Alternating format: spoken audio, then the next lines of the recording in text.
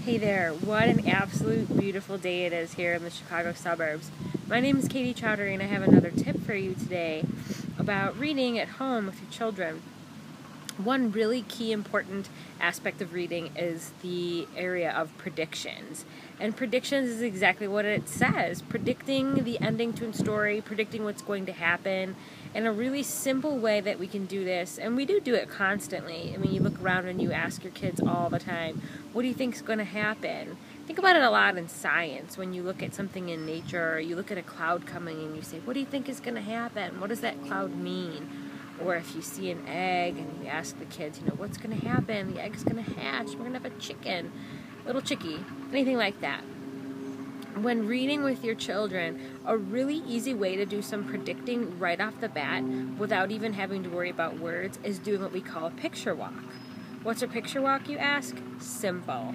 You didn't even have to open the book yet. You take a look at the picture on the first page or the title page, the cover of your book, and you ask your child or your student, what do you think is going to happen in the book? Let's take a picture walk. And you look at that first picture and say, what do we see? Oh, I see the mouse and he has a lunchbox in his hand and he's also holding a cookie. Okay, what do you think that means? Where is he going? If he has a lunchbox, where do you think he's going to go? Most likely your child's going to say to school or to work. It triggers more. Then you open the book to the first page and the second page and you walk through the pictures and you are asking questions on each page. Oh, look, mouse is standing in the middle of the students on the line. What do you think they're doing? The child most likely, if they have the right background knowledge, is going to say, oh, he's getting ready for the bell to ring. Background knowledge is really important because what we have in our head is what we bring to what we're reading. So if your child has never been to school before, or in your child's school, if they don't line up on a line to get ready for school, they might not be able to answer that question. So that's just something to think about as well.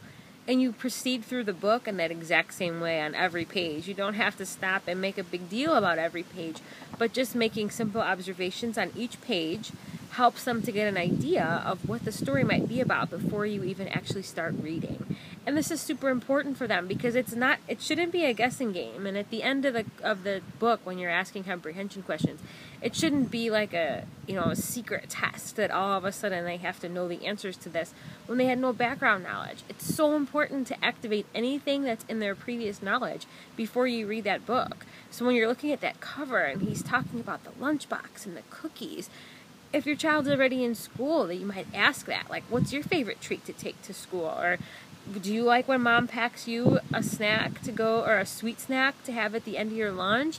Something like that for them to activate their prior knowledge, to put themselves in the book, and to think about actually connecting to that character in such a way that will bring the book to life even more. After you've done your picture walk, you can start to read your story and will have such better reading comprehension. If you have any questions, feel free to contact me. See you later. Happy reading.